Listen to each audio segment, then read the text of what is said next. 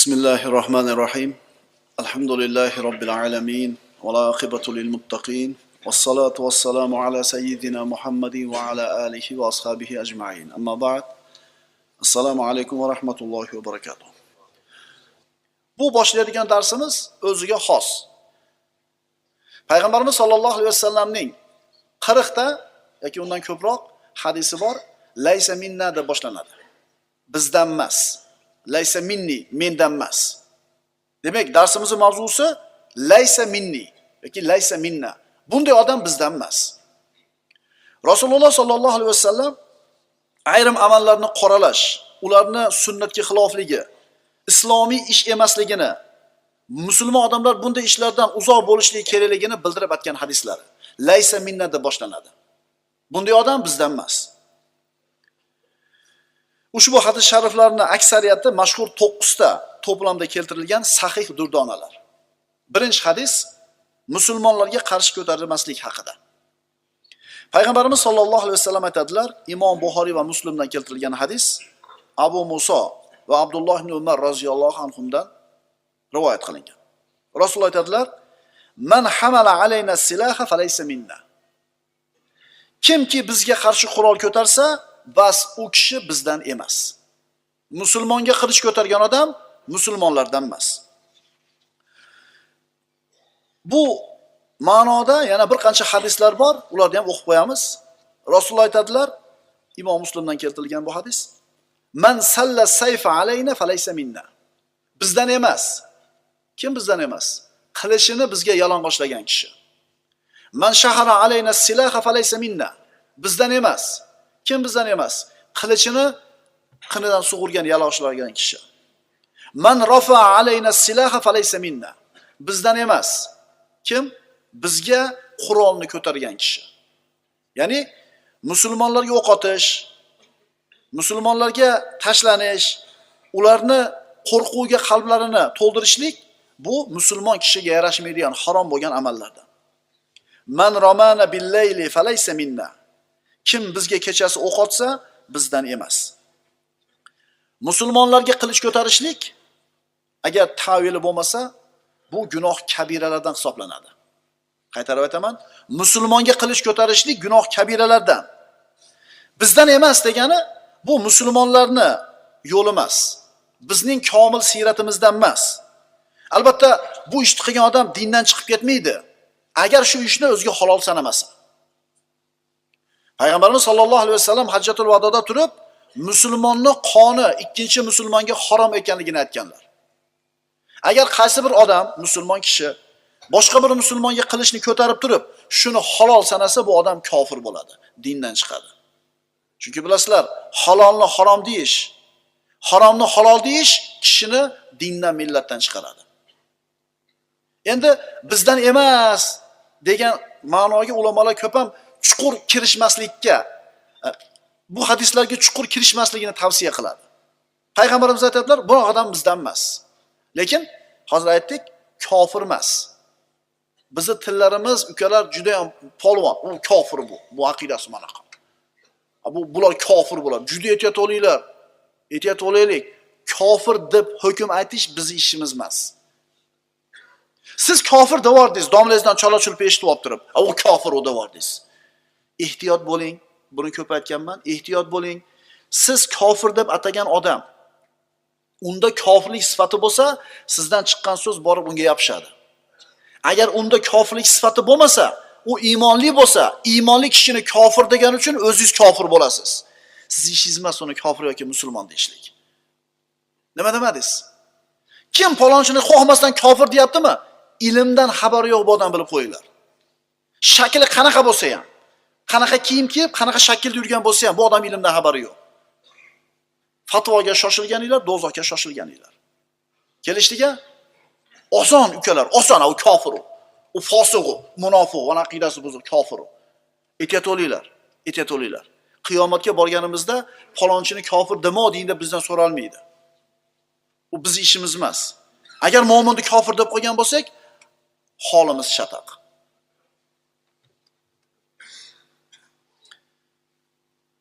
Hadisning ma'nosi yana quyidagi narsaga ham dalolat qiladi. Qaysi bir g'ayridin bo'lgan kishilar musulmonlar bilan jang qilayotgan bo'lsa, shu g'ayridinlarga qurol sotishlik ham mana shu hadisning ostiga kirib ketadi. Chunki bu g'ayridinlar sizdan olgan qurol bilan quvvatlanib, musulmonlarni mag'lub qiladigan bo'lsa, g'ayridinlarning g'olib bo'lishiga siz ko'mak bergan bo'lasiz. Bu ham mumkin emas. Svetoforga to'xtamayman, sababi buni musulmon emaslar o'ylab topgan ekan. Qo'lingizdagi soatni kim o'ylab topibdi? Ustingizga kurtkani kim tikibdi? Hajga ketyapsiz, Xitoyga ketyapsiz, Turkiyaga ketyapsiz, tijorat qilib, samolyotni kim ishlab chiqaribdi? Fahm farosatni qarang. Taqvodoring. Ot aravada yurmasan, eshak minib yurmasan, mashina ham minma. Endi shu domlasi shuna deb qo'ygan, bo'ldi, sig'dirib olgan. Sal keyinroq qaranglar, ukalar, mana turib ham bunday olib tashlab qaranglar-da. Hayot keng. Din sizlar o'ylayotganchalik ayrimlaringlar, yoqmayapti bu gaplarim. Sizlar o'ylayotganchalik tormas din. Mo kattaroq qilinglar-da mana bu podzorni trubelarda. Iloji bo'lsa olib tashlanglar-da. Boshqalarga ham quloq solib ko'ringlar-chi? Yo'q, boshqalarga quloq solmaydi, ularning e'tiqodi buzuq. Ajib. Ajib. 1300 yildan beri to'g'ri bo'lib kelgan narsa 30 yilda bu yoqqa noto'g'ri bo'lib qoldi-da. Bugun bitta bir narsani eshitib qoldim. Kitob-u sunnatda yo'q narsani gapirmaslik kerak. Noto'g'ri, anaqa deb turib, o'zi aytayotgan masalada Sufyon bunday degan deyapti. Sen Sufyonning gapini olyapsan ekan. Ha biz nimaga Abu Hanifaning gapini olmaylik? Qur'onda bo'lmasa, sunnatda bo'lmasa yig'ishtirish kerak u gapni deyapti. Rosa chiroyli gaplarni keltirib turib, Sufyon manaqa degan deyapti. Sufyondan Abu Hanifa ilmliroqmidi? Sen nimaga o'zining gapiga o'zi teskari gapirayotganligini tushunmayapti buni?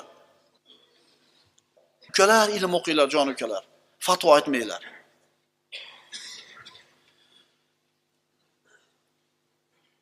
Man ashara ila akhihi bi hadidatin fa innal malaikata tal'anahu hatta yad'uhu va in kana hawli abihi va ummihi.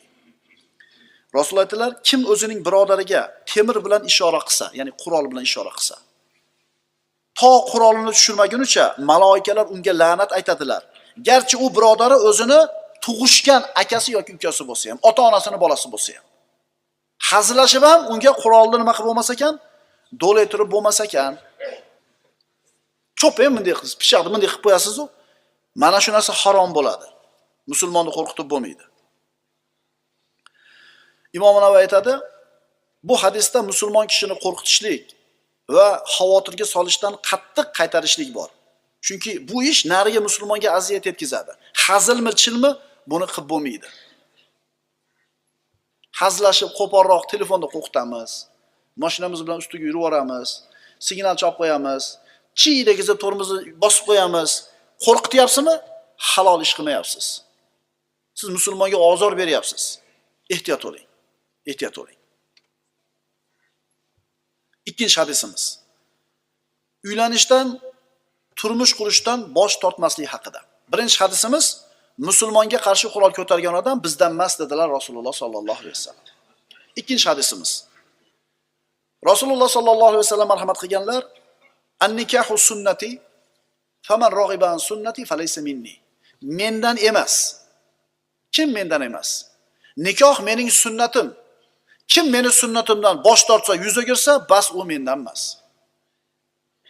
Alhamdulillah musulmonlar nikohni ibodat deb biladi. Ya mashara shabab, man istata'a minkumul ba'ata falyatazawwaj dedilar Rasululloh sollallohu alayhi vasallam. Ey yigitlar jamoasi, ey bo'ydoqlar jamoasi, kiminglar nikohlanishlikka yarasanglar tezroq uylaninglar.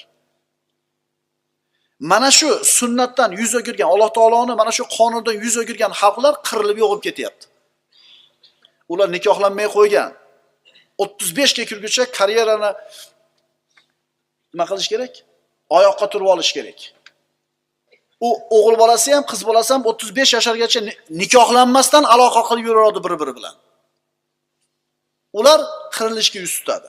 Rasul aytganlar, uylaninglar, ko'payinglar, zero qiyomatda sizlarning ko'pliginglar bilan men faxrlanaman. Payg'ambarimiz sollallohu alayhi vasallamning uyiga ayrim kishilar kelib, Rasulullohning xulqidan so'radi. Ummahatul mu'minlarimiz aytib berdi, falon. Bu uchaladan payg'ambarimizning uyida qiladigan ishlarni eshitib, oz ekan deyishdi-da, o'zlaricha yangilik kiritishdi. Bittasi uylanmayman dedi, bittasi uxlamayman dedi, bittasi tinmasdan ro'za tutaman dedi. Payg'ambarimiz kelib bularning hammasini rad qilib aytdilar. Lakinni usolli va anam va asumu aftir va atazawwajun nisa faman raghiba an sunnati falaysa minni. Men namoz ham o'qiyman, uxlayman ham, roza ham tutaman, iftor ham qilaman, ayollarga uylanaman ham. Mana shu meni sunnatim. Kim meni sunnatimni yuz o'girsa, bas u mendan emas. Musulmonlarga qarshi qilish ko'targan odam bizdan emas, mendan emas. Uylanishlikdan bosh tortgan kishi mendan emas. 3-hadisimiz ko'proq bu ayollarimizga tegishli narsa. Alhamdulillah, yildan yilga bu kamchilik, nuqson kamayib yo'qolib boryapti. Umid qilamiz bir yo'l yo'q bo'lishini.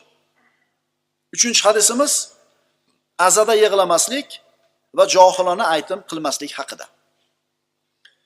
Musibat yetganda sabr, toqatga chaqiriladi shariatimizda. Ha, albatta inson qalbi eziladi, ko'zi yoshlanadi, bunga monelik yo'q.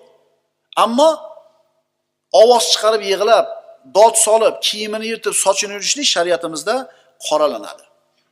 Payg'ambarimiz aytadilar: "Laysa minna man latamal hududa va shaqqal juyuba va da'a bi du'a ahli al-jahiliyya." Bizdan emas. Kim u? Bizdan emasdir. O'z yuz ko'zlariga uradigan, yoqalarni yirtadigan va johiliyat ahlining chaqirig'i bilan chaqirib yig'laydigan kimsa. Mana shu narsa yildan yilga yo'q bo'lib boryapti. Umid qilamiz umuman yo'q bo'lishligini. Ayollarimiz ham ilm o'qiyapti, kitob o'qiyapti, ma'ruzalarda eshityapti. Alhamdulillah xayriyatga qarab ketyapmiz. Ammo ayrim xonadonlarda hali ham bor.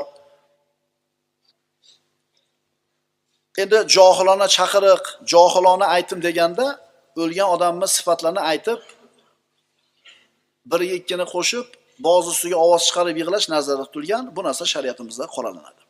Yana bir boshqa hadislarda aytadilar Rasululloh: "Laysa minna man salaqa va man halaqa va man kharaqa." Bizdan emasdir. Musibatda ovozini ko'targan, sochini yulgan va kiyimlarni yetgan kimsa. 3 hadis bo'ldi. Birinchisi, musulmonlarga qarshi qilish ko'targan bizdan emas. Nikohlanishdan bosh tortgan bizdan emas. 3-si, azada ovoz solib yig'lab, dod solib, kiyimini yirtib, sochini yulishlik. 4-hadis firibgarlik haqida. Bizning tilda nima bo'ladi? Ha, o'zbekchasi-da, mashinist. Aprislik ham o'zbekchasi. Ha, aferist deb qo'yadi. Islomda aldov, firibgarlik, birovni chuv tushirish, savdo sotiqdagi aldamchilik kabi illatlar qoralangan. Payg'ambarimiz aytganlar: "Laysa minna man g'ashshana laysa minna." Kim aldab, firibgarlik qilsa bizdan emas. Endi firibgarlikning turi ming xil. Hunaringiz, nima deydi? 10 xil hunar bo'lsa, firib ham 10 xil. Siz o'zingizni ishingizni ustasi bo'lgandek, o'sha ishni firibini ham ustasi bo'lasiz. To'g'rimi? U bilmaydi-da, qanday bilsin u? Siz unga firib berayotganingizni. Bizning tilda aprislik qilayotganingizni qanday bilsin? O'zi shunaqa bo'ladi deydi. O'zi ish chata qo'yib qo'ygan. O'zi shunaqa bo'ladi deydi. Uni qishayib ketdi. O'zi yush tushganda shunaqa bo'lish kerak deydi. Lubovdan so'rang deydi. Desa, ha, shunaqa bo'lish kerak ekan deb turaveradi. Santexniklar bormi ichimizda? Bu umuman boshqa hunar egalariga ham tushaveradi bu shablon. Keladi, hozir klient olib kelaman, mana deysiz deydi. Yine ketadi, klient olib keladi. Nechta pul desa, haligi 10 so'm sotayotgan narsasini 15 deydi. Haligi klient bir marta qiladi endi, birinchi marta qilib bilmaydi. Bo'pti deydi, 15 ga olib ketaveradi. Keyin qaytib keladi, 5 ni beradi, 10 ni. Harom bu. Harom bu. Ya'ni klient olib kelishdan burun ishni pishirib qo'yib turib, uni zararidan siz foyda ko'ryapsiz. Endi har bitta usta o'zi biladi, o'zining ishidagi firibini. Ustalar, ko'zinglarni ochinglar, klientni foydasiga ham ish qilib qo'yinglar. O'sha mana mixni ishlatib qo'ysa bo'laradi qaytarib.